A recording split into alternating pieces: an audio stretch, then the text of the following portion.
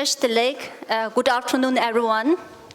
Respected Honorable Sekyong Pemba Tseringla, the President of Central Tibetan Administration, distinguished guests, and ladies and gentlemen, a warm greetings to each and every one of you. I'm Dashi Digi, Secretary of Bureau Office of His Holiness Dalai Lama. It's my great honor and privilege to welcome you all to the inauguration of this special exhibition dedicated to life and legacy of His Holiness the 14th Dalai Lama. This exhibition is being organized as part of Year of Compassion celebration. This exhibition presents a visual journey through the remarkable life of His Holiness the 14th Dalai Lama, highlighting unwavering commitment to peace, compassion, non-violence, interfaith harmony, environmental responsibility, and preservation of Tibetan culture and identity. On behalf of the organizing committee, we extended our appreciation your presence here. Without further ado, let us start our formal inauguration program by welcoming the representative of Bureau Office of His Holiness Dalai Lama to deliver the welcome address. Please welcome Mr. Jingmi Jungnela.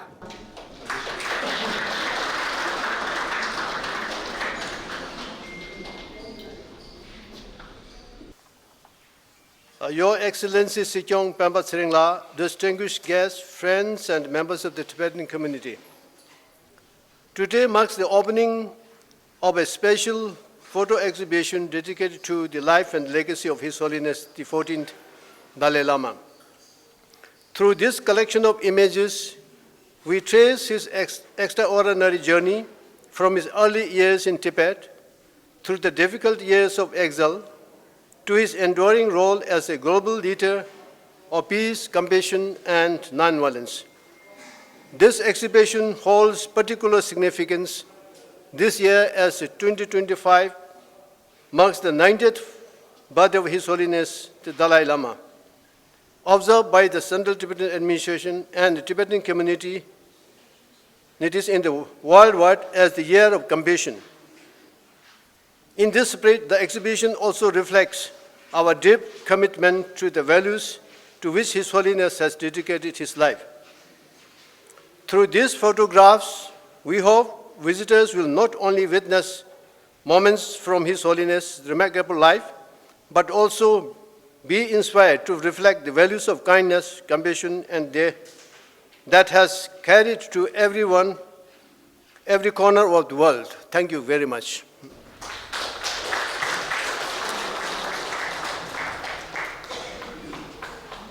Thank you, Gongo Jingmi Jungnela, for inspirational welcome speech.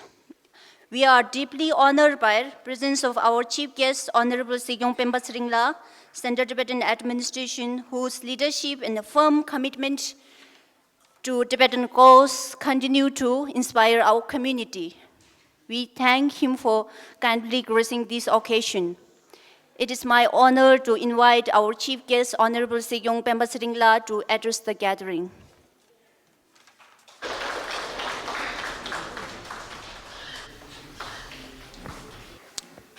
A very warm good afternoon to all of you. There are quite a number of members from the diplomatic community.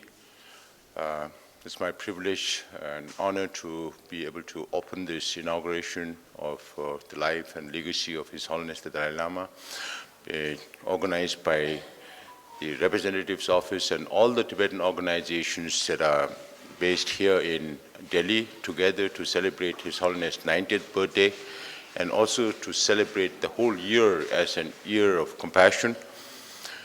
As we celebrate Year of Compassion, we also witness so much violence in this world. So the message of His Holiness the Dalai Lama of compassion, of peace, of non-violence is that's also rooted in ancient Indian philosophy, is very, very relevant and very, very needed today. So I will just focus on the four main principal commitments of His Holiness the Dalai Lama. His Holiness dedicated all his life for the whole of humanity. And he always says that I am just one human being out of the 8 billion human beings. So as one human being, just as we all are out of 8 billion human beings, His Holiness says that my responsibility is to promote human values.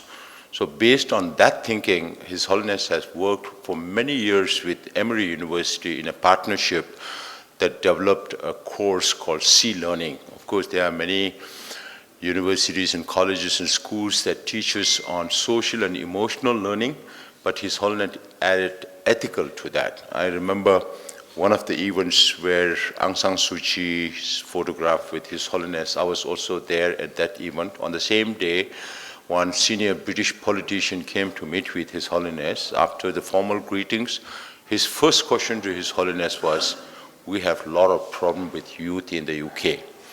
How do we handle that?" And His Holiness' response was very simple.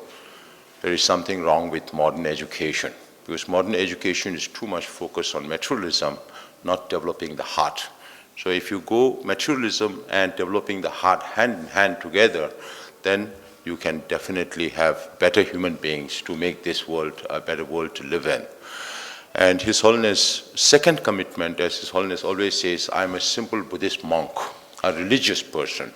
So religion is supposed to bring more peace, inner peace in a person's life and in your conduct with the whole community.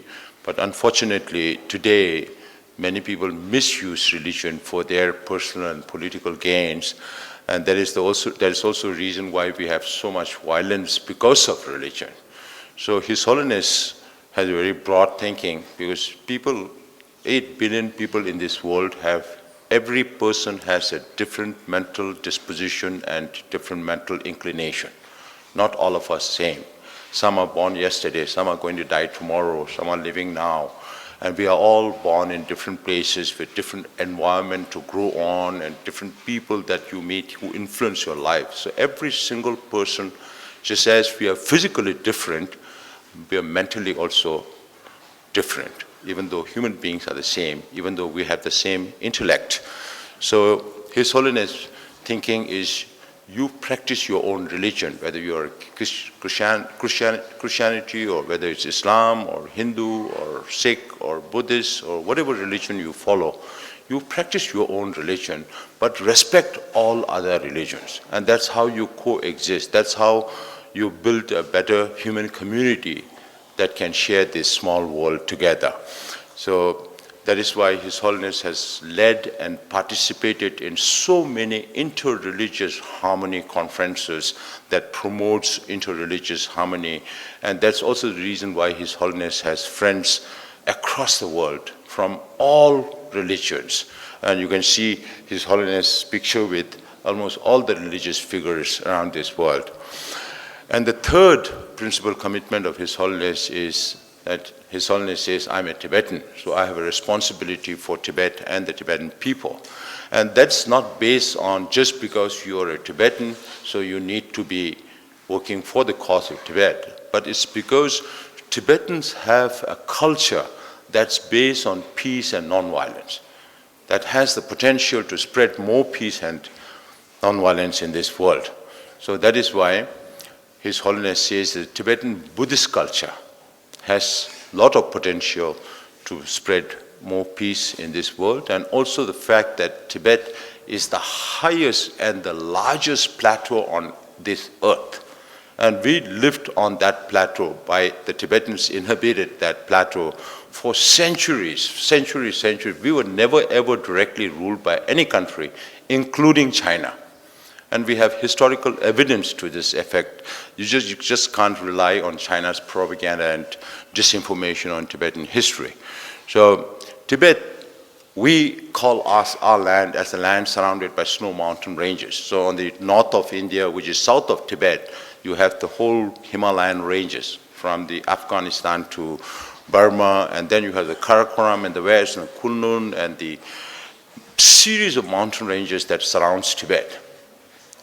So sometimes even our Bolivian friends that we are connected with Tibet. In South American countries also, sometimes they say, in northeast of India, there are a lot of connections with Tibet also.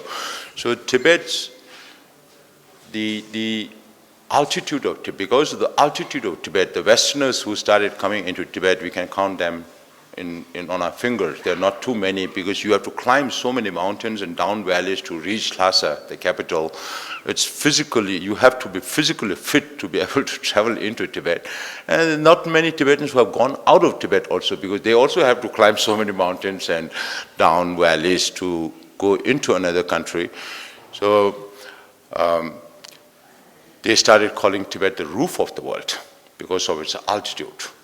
And today, Chinese environmental scientists call Tibet the third pole because aside from the North Pole and Tibet, the South Pole, Tibet has the largest amount of glaciers and permafrost that feeds all these major rivers in Asia, from Yellow River and Yangtze River that flows into China, which are the lifelines of China. Without these two rivers, China cannot support its 1.4 billion people.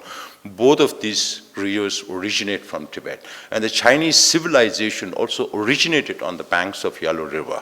Then you have the Mekong that flows into 5 Southeast Asian countries: Burma, Laos, Cambodia, Thailand, and Vietnam. And then you have the Irrawaddy flowing into Burma, the Brahmaputra flowing from Western Tibet to Eastern Tibet, then takes a U-turn to come into India, where China is building a mega dam, which is going to produce 2.8 times the hydroelectricity than the Three Gorges Dam, which is the biggest in the world. And some Indian politicians have already started calling that a water bomb. You can imagine the level of work that needs to be done to produce that much of hydroelectricity, which is not meant for Tibetans.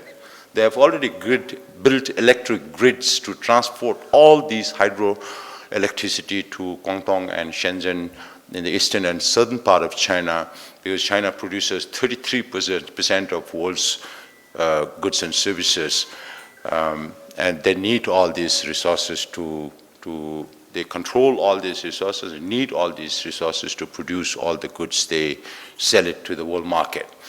And then there are rivers that originate from Tibet and goes into India and Pakistan, like the Jhelum and the Indus. And the Indus is also home to another older civilization in this world, the Indus Valley civilization.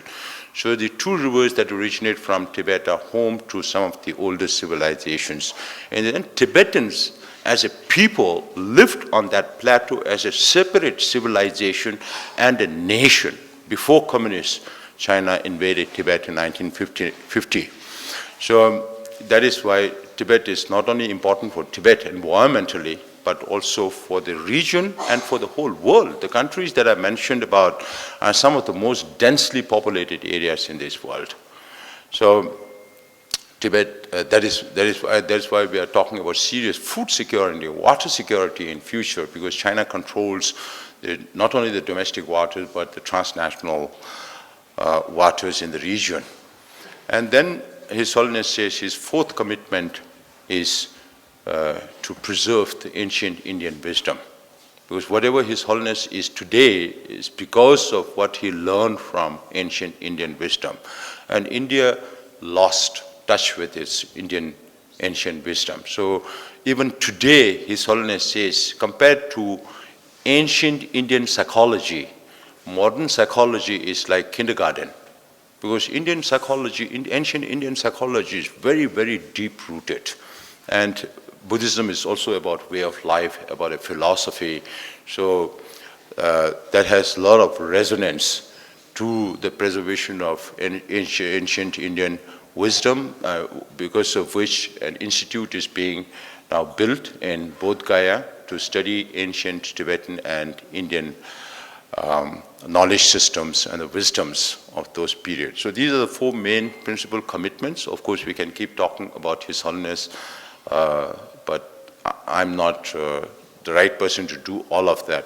As a Buddhist, His Holiness did immensely to propagate. Of course, we always try to look at things from a positive side. We lost our country to China, but then His Holiness had to flee into exile, and the world gained the Dalai Lama. If Tibet had not lost its independence, then His Holiness also says that I could be somewhere in Potala. Not many people would have access to His Holiness the Dalai Lama, and his wisdom will not spread across the world. So what we work for today is for the freedom of Tibetan people inside Tibet, and not only for Tibetans, but also all those people who are suffering under authoritarian and dictatorships and even autocratic countries like China, and hopefully better sense will prevail on the Chinese leadership, or a Chinese leadership with a better sense will come on the leadership and take the Sino-Tibet conflict seriously and look at resolving the conflict through peace and non-violence. Because China keeps talking about negotiation and all. In the international arena, they talk about whether it's Ukraine or whether it's a Middle East conflict, they talk about negotiation, peace and all that. But what they are doing inside China is not negotiation. It's all by force, by coercion, by using all the technologies that even Silicon Valley companies support in terms of control and surveillance on the people. So I think in this 21st century, when people are more educated, people are much more economically better than the previous centuries, the leadership should also have sense to work with other people to find solutions, non-violent solutions. Because Tibet was an independent country. But His Holiness is not asking for independence from China. He is willing to forfeit the independence of Tibet to accommodate something that will alleviate the sufferings of the Tibetan people, and also the Chinese people will benefit, because His Holiness always appreciated the concept of European Union. And he says if it is not for the concept of European Union, Europeans will still be fighting and killing each other. So if that can be applied to Europe, then why not Tibet with China as well? Because whether we like it or not, we are located in between China and India, the two most populous nations in the world. Historically, we have played the role of a political buffer between these two countries, that there was never ever a border between these two countries, and there was never ever a war. Only after the invasion of Tibet by Communist China, there was the first ever war between China and India in 1962.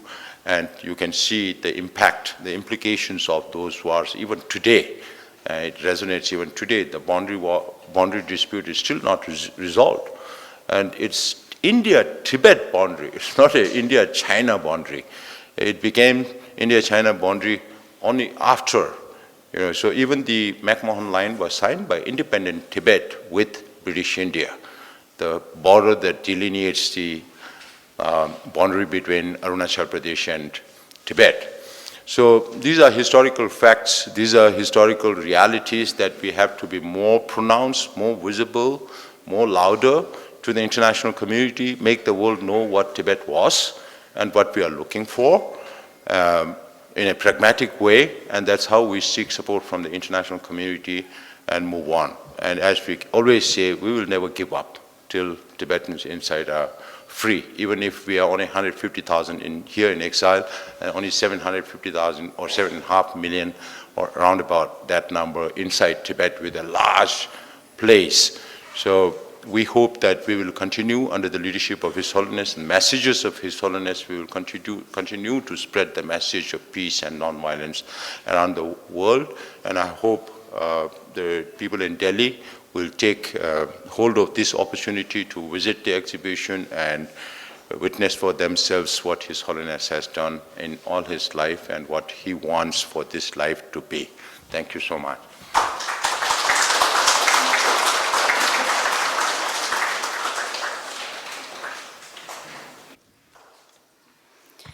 Thank you, Sekyong Pemba Tsaringla, for your insightful thought on His Holiness' Four Noble Commitment and Sino-Tibet conflict issues. We are especially grateful to Sekyong Pemba Tsaringla for taking time to be with us and for sharing inspiring words and have enriched this occasion. Our sincere thanks also goes to all the dignitary, supporters, and friends whose presence had added great value to this exhibition. On behalf of organizers, I would like to extend our sincere gratitude to all of you joining us today and making this photo exhibition meaningful and memorable event.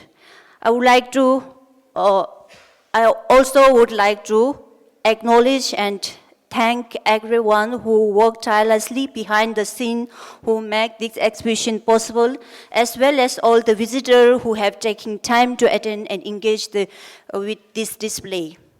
And ladies and gentlemen, this is for your information.